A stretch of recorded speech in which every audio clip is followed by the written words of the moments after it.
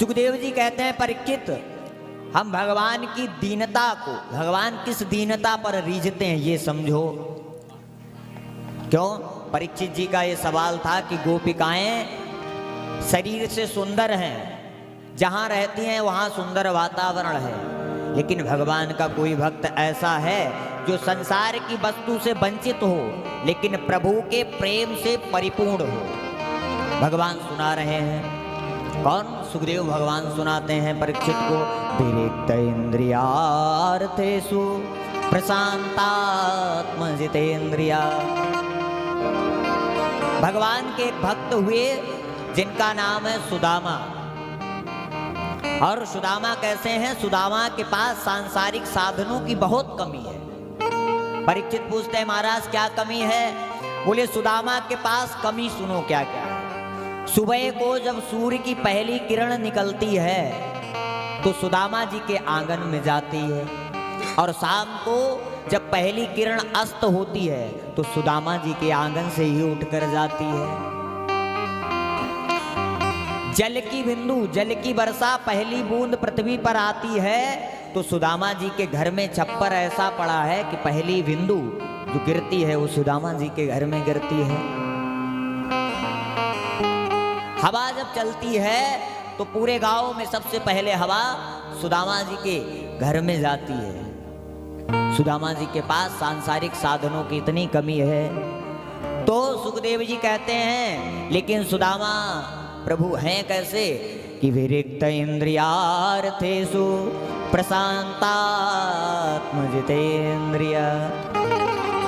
शारीरिक सुख नहीं है लेकिन आत्मा से प्रसन्न है। अभी आपने सुना कि सांसारिक साधनों से आप सब ला सकते हो, सांसारिक साधनों से आप वस्तु ला सकते हो, लेकिन जो वस्तु के अंदर छुपी हुई चीज है वो आपके अंदर नहीं आ सकती है, वो आत्मा से ही आएगी। सुखदेव जी कहते हैं कि ये प्रशांत आत्मा है, इनकी आत्मा तृप्त रहती है, ये सदैव ठाकुर का भजन करते हैं। लेकिन एक बात यहाँ पे सुखदेव जी ने और क्या कह दी, दरिद्र सीदमाना सह बेपमाना विगम्य चा। घर के दो व्यक्ति, एक को सुखदेव जी ने संबोधन किया प्रशांतात्म जितेंद्रिया, दूसरा दरिद्र सीदमाना सा। जब सुखदेव जी का परिचय, सुदामा जी का परिचय सुखदेव जी ने सुना दिया तो पत्नी का परिचय सुना रहे हैं। बोले सुदामा जी प्रशांतात्मा है लेकिन पत्नी दरिद्र है। परीक्षित के मन में शंका उठ जाती, प्रभु एक घर में दो सदस्य रहते हैं, पति पत्नी का संबंध है, अगर पति को दुख होता है तो पत्नी को स्वतः ही पहुंचता है, और पत्नी को दुख होता है तो पति को स्वतः ही पहुंचता है दुख। लेकिन प्रभु आप यहाँ कह रहे हो प्रशांत आत्मा है सुदामा जी और दरिद्र हैं उनकी पत्नी, ये कैसा, ये क्या है, इसका कुछ आप वर्णन करिए। सुखदेव जी वर्णन करते हैं, सुनो। सुदामा जी नित्य प्रति भगवान की सेवा करते हैं, अष्टायाम 8 बार ठाकुर जी की सेवा होती है, सुबह शाम दोपहर 3 पहर, ये 2 पहर रात्रि होते समय, और 1 पहर सुबह 4 बजे का, दूसरा पहर 10 बजे का, और तीसरा पहर जब हम लोग चाय लेते हैं। तो इस तरीके से 8 पहर भगवान की सेवा होती है। वो सेवा सुदामा जी करते हैं। करते किससे हैं? जल से, तुलसी दल से। हमारे जो बाबा थे आप लोग जानते हो, तो उनके पास एक चीज का अभाव था किसी समय में। किस चीज का अभाव था? एक बार बहुत गरीबी आ गई, तो उस समय वो ठाकुर जी का भजन करते थे, रामायण पढ़ते थे, तो उनके पास इतना साधन नहीं था उस समय कि देसी घी लाके, अग्निहोत्री ब्राह्मण का कर्तव्य होता है नित्य प्रति हवन करे, तो वो क्या करते थे, एक सामने पात्र रखते थे और एक पास में लोटा रखते थे, और उस लोटे में जल और घी की जगह पर भगवान को जल की आहुतियां दिया करते। उसी का प्रताप है कि आज हम बोल रहे हैं। तो भगवान ये कहते हैं कि हमें वस्तु का ज्ञान नहीं है, हम हृदय से परमात्मा को माने तभी परमात्मा हमें मिलता है। भगवान ये कहते हैं कि तुम हमें स्वर्ण क्या चढ़ाओगे, हम खुद ही स्वर्ण के सिंहासन पर बैठते हैं और हमारे पास स्वर्ण की धिपति लक्ष्मी हमारे चरण दबाती है। और इस प्रकृति में जो भी वस्तु है सबसे पहले हमारे पास आकर हमसे आज्ञा लेती है और फिर पृथ्वी पर जाती है। तो ठाकुर जी कहते हैं कि सांसारिक वस्तु हमें दिखाओ ना, हमें तो वो हृदय दिखाओ जो हृदय के अंदर आपकी आत्मा है, वो आत्मा कैसी है। प्रभु आत्मा से प्रसन्न होते हैं। हम उनसे कहते थे कि बाबा ये बात बताओ कि प्रभु को क्या क्या भोग लगाया जाए। तो वो कहते थे कि भगवान को अगर सूखे चावल बासी रोटी का भोग लगाओ, हृदय से अगर आप प्रसन्न हो तो वो भी भगवान ऐसे पान करते हैं मानो 56 भोग खा रहे हैं। ये भगवान की दीन वत्सलता है। वही सुदामा जी करते हैं क्या, बोले जल को लेकर भगवान का अभिषेक करते हैं और उसी जल से कहते हैं प्रभु ये आपका दूध है, उसी जल से कहते हैं प्रभु ये घृत है, और उसी जल से कहते हैं प्रभु ये शहद है। शंकराचार्य भगवान पूजन करते थे तो शंकराचार्य भगवान किसी वस्तु को नहीं लेते थे। आत्मा तुम गिरजापति सहचरा, आत्मा से पूजन करते थे।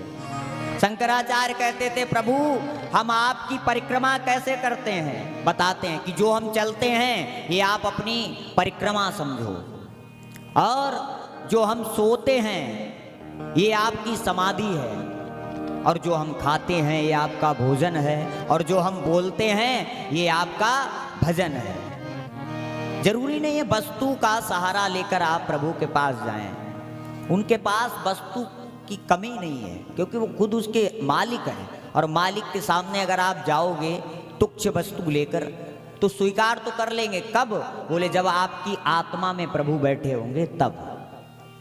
तो सुखदेव जी श्रवण कराते हैं कि परीक्षित इनकी पत्नी बहुत दरिद्र हैं, ये दुखी रहती हैं घर में कि हमारे पास धन नहीं है, लेकिन सुदामा जी प्रशांत आत्मा प्रसन्न हैं। और ब्राह्मण का सबसे बड़ा सौभाग्य ये होता है कि वो प्रसन्न रहे, लोभी ना रहे, वही आज सुदामा जी के अंदर है।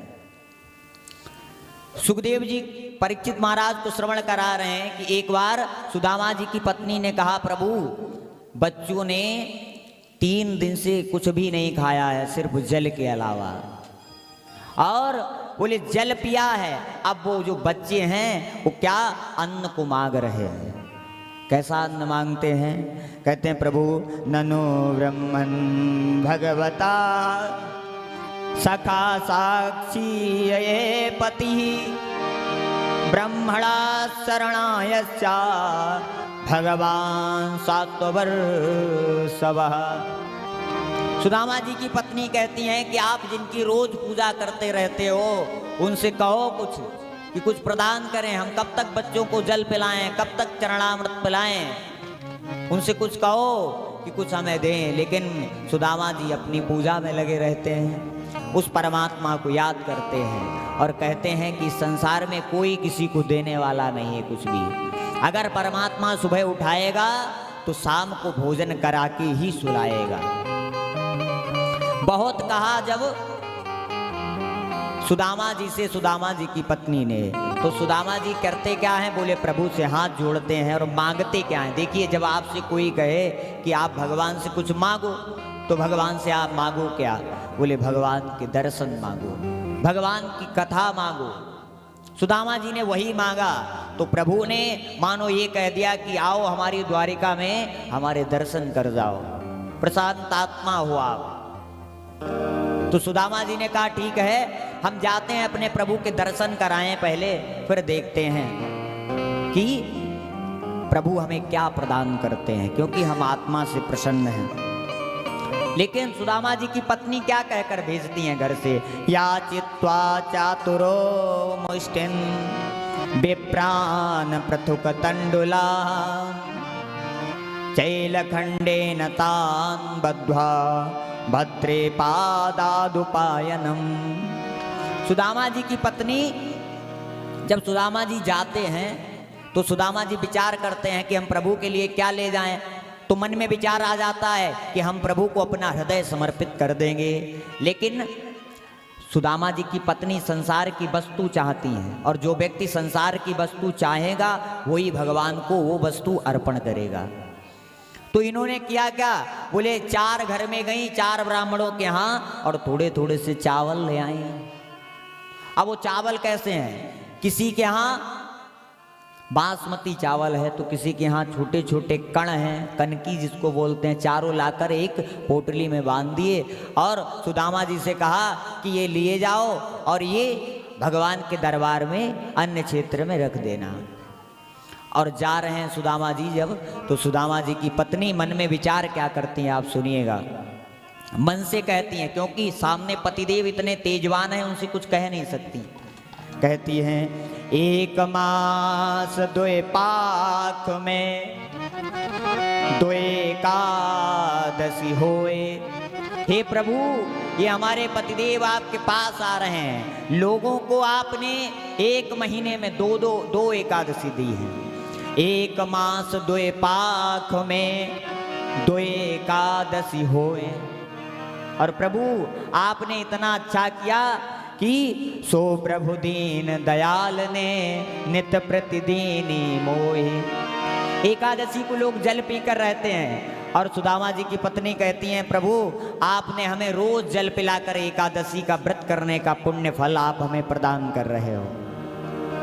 सुदामा जी जाते हैं भगवान द्वारिकाधीश की नगरी को, और मन में विचार करते हैं और याद करते हैं कि दूर नगरी, बड़ी दूर नगरी, दूर नगरी, बड़ी दूर नगरी, दूर नगरी, बड़ी दूर नगरी, दूर नगरी, बड़ी दूर नगरी,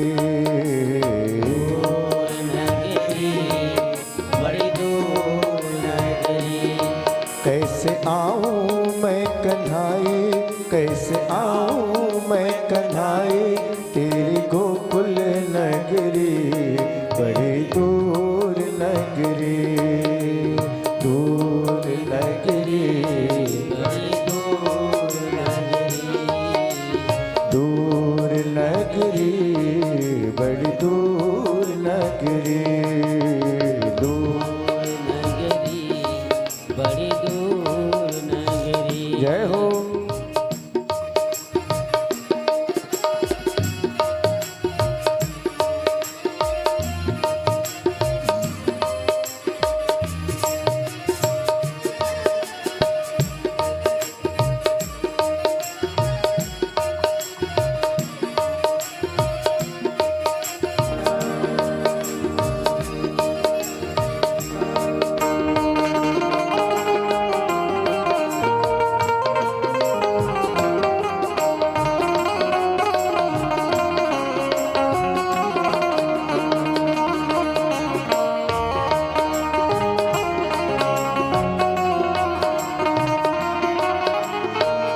और मेरे कन्हैया, रात में जाऊं कान्हा डर मोहे लागे, रात में जाऊं कान्हा डर मोहे लागे, रात में जाऊं कान्हा डर मोहे लागे, रात में जाऊं कान्हा डर मोहे लागे।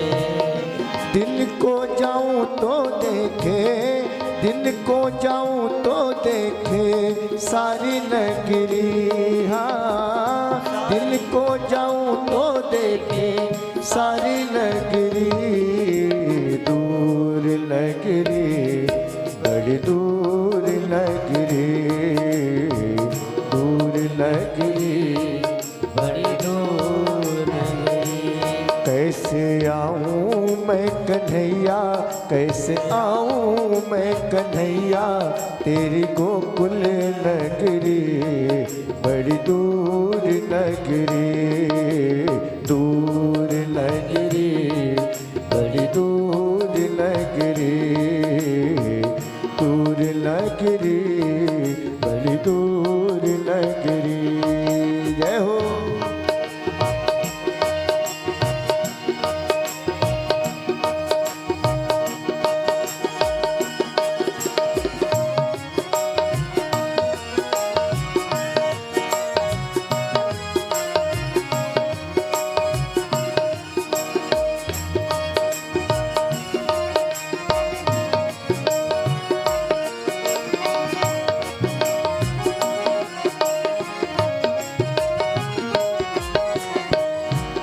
धीरे धीरे चलूं कान्हा कमर मोरी लचके, धीरे धीरे चलूं कान्हा कमर मोरी लचके, धीरे धीरे चलूं कान्हा कमर मोरी लचके, धीरे धीरे चलूं कान्हा कमर मोरी लचके, झटपट चलूं तो झटपट चलूं तो झटपट चलूं तो छलकाए गगरी, दूर नगरी बड़ी दूर नगरी, हाँ दूर नगरी बड़ी दूर नगरी। कैसे आऊं मैं कन्हैया, कैसे आऊं मेरे भैया, तेरी गोकुल नगरी बड़ी दूर नगरी, दूर नगरी बड़ी दूर नगरी, दूर नगरी बड़ी दूर नगरी।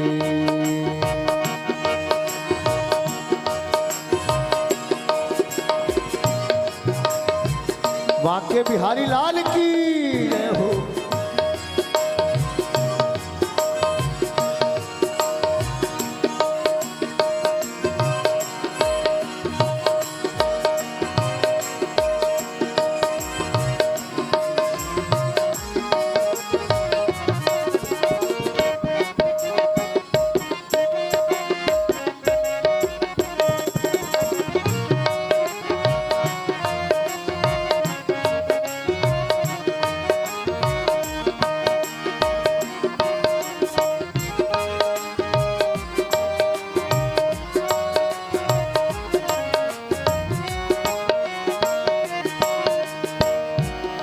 और कभी ऐसा भाव तो रखा नहीं सुदामा जी ने कि किसी से कुछ मांगना पड़े, क्योंकि भिखारी कहते थे लोग सुदामा जी को, ऐसा था कुछ नहीं। सुदामा जी तो महाज्ञानी और महादानी थे। तो सुदामा जी अपना भाव अपने कन्हैया से रखते हैं, रे कन्हैया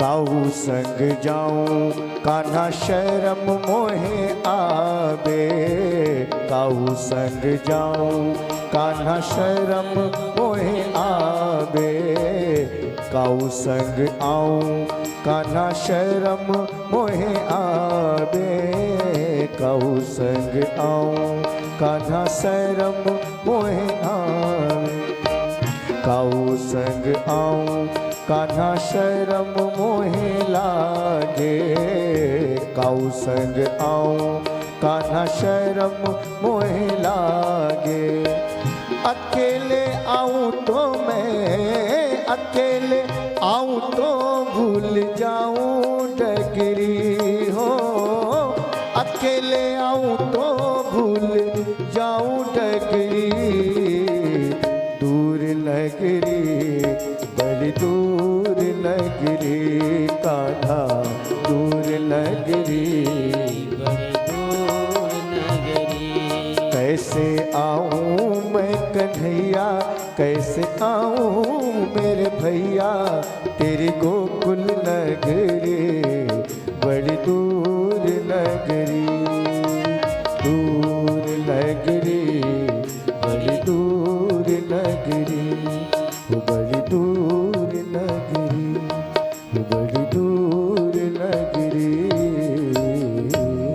बोलिए भक्तवत्सल भगवान की जय हो। सुदामा जी अपनी नगरी से द्वारिकाधीश को मिलने जाते हैं।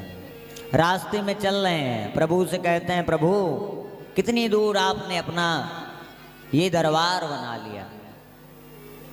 चलते चलते सुदामा जी थक गए और थकने के बाद सुदामा जी एक वृक्ष के नीचे आकर लेट गए। बोले आपकी गर्ज पड़े बुलाओ, हमारी तो कोई इच्छा है नहीं, दर्शन की लालसा है, अगर आपकी इच्छा हो तो बुला लेना, वरना हम यहीं से पर आत्मा में परमात्मा का दर्शन कर रहे हैं।